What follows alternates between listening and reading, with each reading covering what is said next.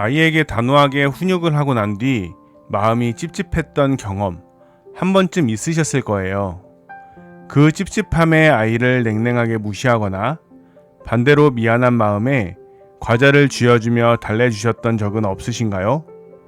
서울대학교 소아청소년 정신과 연구팀이 아이들의 뇌를 분석한 결과 훈육 직후 안정적인 정서적 회복 과정을 거치지 않은 아이들은 불안을 처리하는 뇌 부위가 과활성화된 상태가 지속되면서 이성적으로 판단하는 전두엽이 작동을 멈췄어요.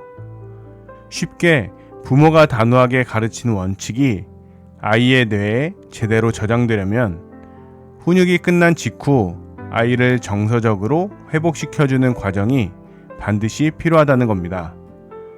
훈육의 성패는 단호하게 말하는 그 순간이 아니라 끝난 직후 단 5분 동안 부모가 어떻게 하느냐에서 결정됩니다. 오늘은 그 방법에 대해 이야기해 보겠습니다. 단호하게 훈육을 잘 마쳤다고 해서 모든 상황이 완벽하게 끝난 것은 아닙니다. 오히려 진짜 훈육의 성패는 단호했던 그 순간이 지나간 바로 직후에 결정되거든요.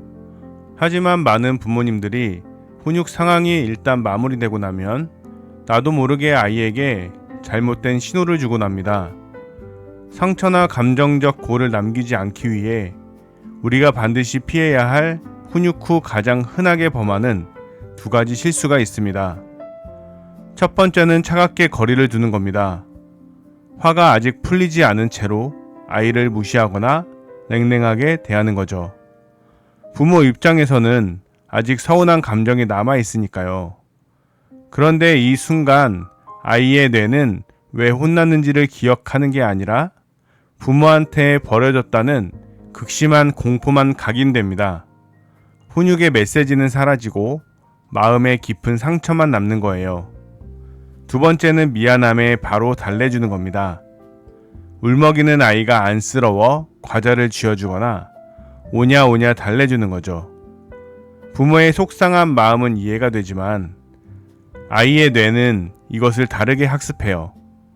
때를 쓰고 버티면 결국 부모가 굴복한다는 걸 배우게 되는 거거든요. 그러면 다음번에 같은 상황이 왔을 때 훈육이 전혀 통하지 않게 됩니다. 훈육은 아이의 잘못을 벌하는 단죄가 아닙니다. 무너진 규칙을 바로잡고 부모와의 신뢰를 다시 연결하는 작업이에요. 그러려면 훈육이 끝난 직후의 시간이 훨씬 더 중요합니다.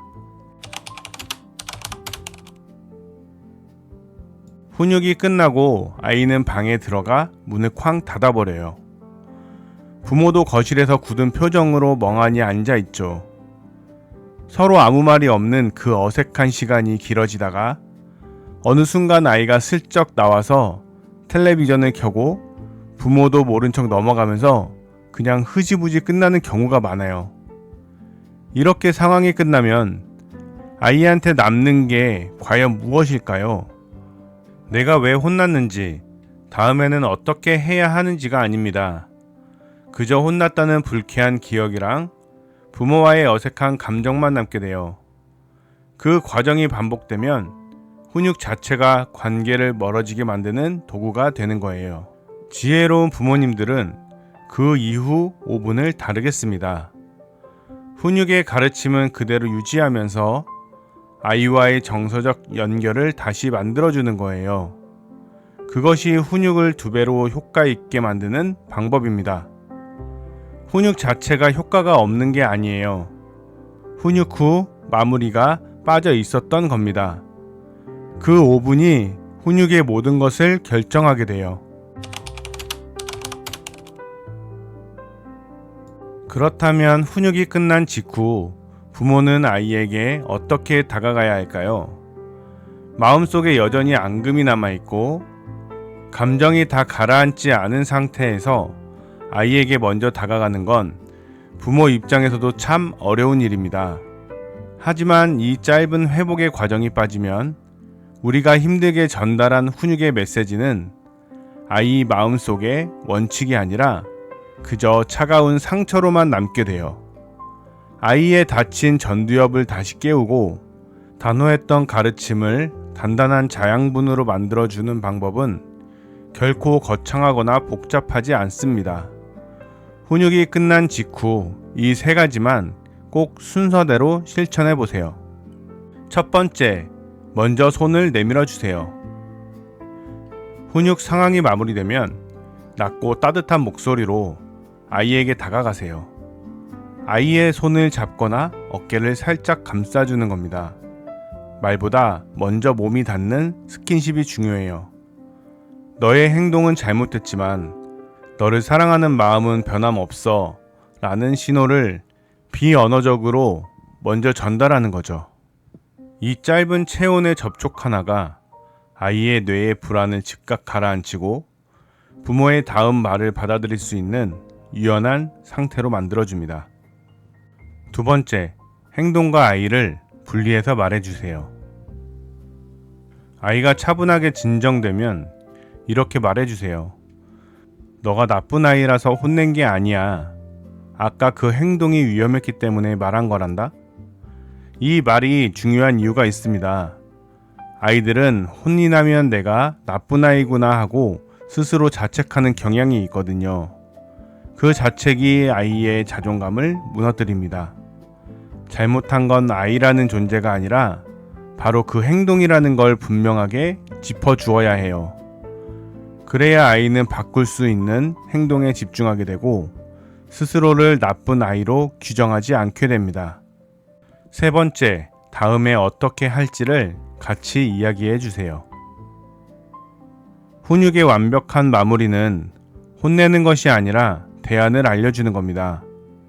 다음번에 화가 나면 친구를 밀치는 대신 나 화났어 라고 말로 표현해볼까? 이런 식이요. 아이가 스스로 입으로 따라 말해보게 하면 더 좋습니다. 머릿속으로 이해하는 것과 입으로 직접 말해보는 건 뇌에서 완전히 다르게 작동하거든요. 직접 말하고 연습해봤을 때 비로소 다음번에 실제 상황에서 쓸 수 있는 행동 회로가 만들어지는 거예요. 단호하게 훈육은 했는데 왜 효과가 없을까 싶으셨다면 훈육 후에 무슨 일이 있었는지를 천천히 돌아보세요. 그 중요한 5분이 빠져 있을 수 있거든요. 다정하게 손 한번 잡아주고 행동과 아이를 분리해서 말해주고 다음엔 어떻게 할지를 같이 이야기해 주는 것. 이 세 가지가 훈육을 마음에 남는 상처가 아닌 건강한 성장으로 만드는 방법입니다. 단호함 뒤에 따뜻함이 오는 것. 그것이야말로 아이 뇌의 훈육의 메시지를 제대로 심어주는 가장 완벽한 방법이에요. 오늘 이야기가 아이를 키우는 여정에 조금이나마 도움이 되셨기를 바랍니다. 내용이 유익하셨다면 구독과 좋아요로 아이의 소중한 잠재력을 깨우는 여정에 함께 해주세요. 비슷한 경험으로 고민하셨거나 오늘 내용이 마음에 깊이 닿으신 부모님이 계신다면 소중한 의견을 댓글로 함께 나누어 주세요. 같은 길을 걸어가며 치열하게 고민하고 계신 수많은 부모님들에게 너무나도 큰 위로와 힘이 됩니다. 다음에도 아이와 부모님이 함께 행복해지고 건강하게 성장할 수 있는 깊이 있는 이야기로 다시 찾아오겠습니다. 감사합니다.